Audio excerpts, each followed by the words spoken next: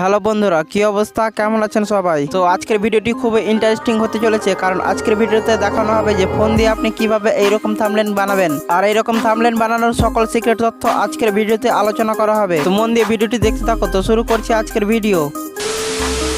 দেখুন, এইরকম থাম্বনেল বানানোর জন্য আপনার ফোনে ছোট্ট একটি অ্যাপ্লিকেশন প্রয়োজন হবে, যার নাম হচ্ছে পিক্সেল অ্যাপ। তো এই অ্যাপ্লিকেশনটি আপনি প্লে স্টোর থেকে ডাউনলোড করে নিতে পারেন, বা আমার ভিডিওর কমেন্টে চেক করেন, আমি পিন কমেন্ট করে দিয়ে রেখেছি, সেখান থেকেও আপনি ডাউনলোড করে নিতে পারেন। দেখুন, এই ভিডিওটি দুইটা পার্টে ভাগ করা হয়েছে। প্রথম পার্টে বলা হয়েছে যে এইরকম থাম্বনেল বানানোর জন্য আপনার কি কি প্রয়োজন হবে, দেন সেকেন্ড পার্টে বলা হয়েছে যে এইরকম থাম্বনেল কিভাবে বানাতে হয়। দেখুন, এইরকম থাম্বনেল বানানোর জন্য আপনার প্রয়োজন একটি ব্যাকগ্রাউন্ড, দেন এইরকম একটা পিএনজি ফটো এবং সাবজেক্টের পিএনজি ফটো এবং ওই সাবজেক্টের জুম ফটো, দেন এইরকম একটা হলুদ রঙের স্পেস যার মধ্যে থাম্বনেলে আপনি যেটা বোঝাতে চেয়েছেন সেটা লেখা রয়েছে। তো থাম্বনেল বানানোর জন্য আপনার এই সব কিছু প্রয়োজন। তো এখন দেখাবো কিভাবে থাম্বনেল বানাতে হয়। তো আমি চলে যাচ্ছি পিক্সেল অ্যাপে আসার পর এখানে দেখতে পাবেন উপরে একটি কর্নারে ডিলিট বোতাম। তো ডিলিট বোতামে ক্লিক করে আপনি নিউ টেক্সটটাকে ডিলিট করে দেবেন। ডিলিট করা হয়ে গেলে আপনি আবার কর্নারে চলে যাবেন, থ্রি ডটে ক্লিক করবেন। থ্রি ডটে ক্লিক করা হয়ে গেলে এখানে দেখতে পাবেন ইমেজ সাইজ। তো আপনি ইমেজ সাইজে ক্লিক করবেন। ইমেজ সাইজে ক্লিক করা হয়ে গেলে এখানে আপনি দেখতে পাবেন কাস্টম বলে একটি অপশান রয়েছে। কাস্টমে ক্লিক করে আপনি ইউটিউব থাম্বনেলটাকে সিলেক্ট করে নেবেন। তাহলে আপনার ইউটিউব থাম্বনেলটার রেশিওটা সিলেক্ট হয়ে যাবে, মানে 16:9টা সিলেক্ট হয়ে যাবে। তো আপনি এবার ওকে করে দেবেন, তাহলে ওকে করা হয়ে যাবে। তো আমি ওকে ক্লিক করে দিলাম।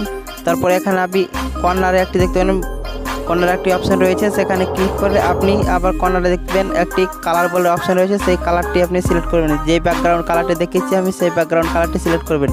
সিলেক্ট করা হয়ে গেলে আপনি এখানে রাইট মার্কে ক্লিক করবেন। তো আমি রাইট মার্কে ক্লিক করে দিচ্ছি।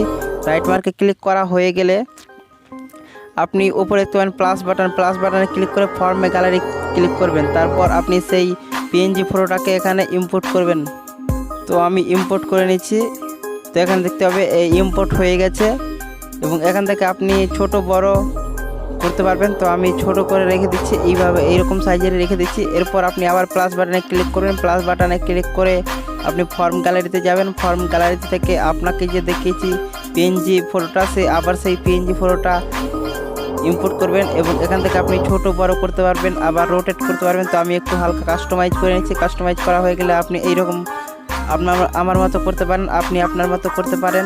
তো এখান থেকে হয়ে গেলে আবার প্লাস বাটনে ক্লিক করে ফর্মে গ্যালারিতে ক্লিক করবেন, এবং আপনাকে বলেছি জুম ফটো লাগবে। তো আমি জুম ফটোটা নিয়ে নিচ্ছি। এখান থেকে গোল করে আমি জুম ফটোটা নিয়ে নেব।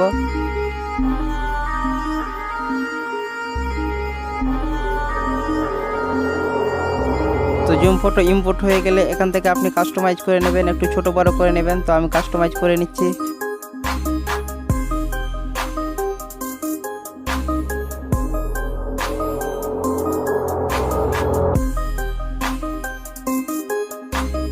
তো ফাইনালি আমি জুম ফটোটা বসিয়ে দিয়েছি। এরপর আপনাকে যেটা করতে হবে, তারপর এখান থেকে আপনি আবার প্লাস বাটনে ক্লিক করবেন। উপরে কর্নারে প্লাস বাটনে ক্লিক করে এখানে দেখবেন একটি শেপস বলে একটি অপশান রয়েছে। তো আপনি শেপসে ক্লিক করবেন। তো আমি শেপসটা নিয়ে নিচ্ছি। শেপসটা নিয়ে নেওয়া হয়ে গেলে এরকম আসবে। তো এটাকে আপনি টেনে বড় করে নেবেন, এদিক দিয়ে চেপে হালকা সরু করে নেবেন। তো আপনি যত বড় আছে আপনি ঠিক মোবাইল স্ক্রিনের সমান করে নেবেন, এবং এটাকে আপনি উপরে নিয়ে যাবেন, উপরে কাস্টমাইজ করে নেবেন, এবং একটু নিচের দিকে আসলে কালার বলে একটি অপশান পাবেন। তো এটাকে আপনি হলুদ কালার করে নেবেন। তো আমি এটাকে হলুদ কালার করে নিচ্ছি। হলুদ কালার করা হয়ে গেলে এখানে আপনি রাইট মার্কে ক্লিক করবেন। দেন আপনি আবার সেই উপরে কর্নারে প্লাস বাটন রয়েছে, সেই প্লাস বাটনে ক্লিক করবেন।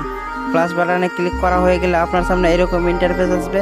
তো এখানে দেখতে পাবেন আপনি নিউ টেক্সট। তো নিউ টেক্সটে ক্লিক করবেন, এবং নিউ টেক্সটের উপর ডাবল ট্যাপ করবেন, যে আপনার ইন্টারফেস এমন আসবে। তো আপনি নিউ টেক্সটটি কেটে দেবেন, এবং আপনি যেটা লিখতে চান লিখে দেবেন। তো আমি লিখে দিয়েছি। এরপর এখানে একটি নিচের দিকে অপশান পাবেন, যেখানে এ বলে একটি অপশান পাবেন। তো আপনি এ চলে আসবেন। এ চলে আসার পর একটু এদিকে আসবেন, এখানে দেখতে পাবেন একটি সাইজ বলে অপশান। তো এখান থেকে আপনি ওই লেখাটার সাইজ ছোট বড় করতে পারবেন। তো আমি কাস্টমাইজ করে নেবেন, আপনি আপনার লেখাটা অনুযায়ী একটু কত বড় রাখতে চান। তো আমি এইরকম রাখতে চাই। এরপর আপনি আবার এতে ক্লিক করে একটু এদিকে আসবেন, এখানে দেখতে পাবেন কালার। তো আপনি সেই লেখাটার কালার চেঞ্জ করতে পারবেন। তারপর রাইট মার্কে ক্লিক করে দেবেন। আমি রাইট মার্কে ক্লিক করে দিচ্ছি। এরপর এদিকে আসতে পারবেন, এখানে দেখবেন স্টক বলে একটা অপশান রয়েছে। তো স্টক চালু করতে হবে, এবং এখান থেকে একটু কাস্টমাইজ করে নেবেন।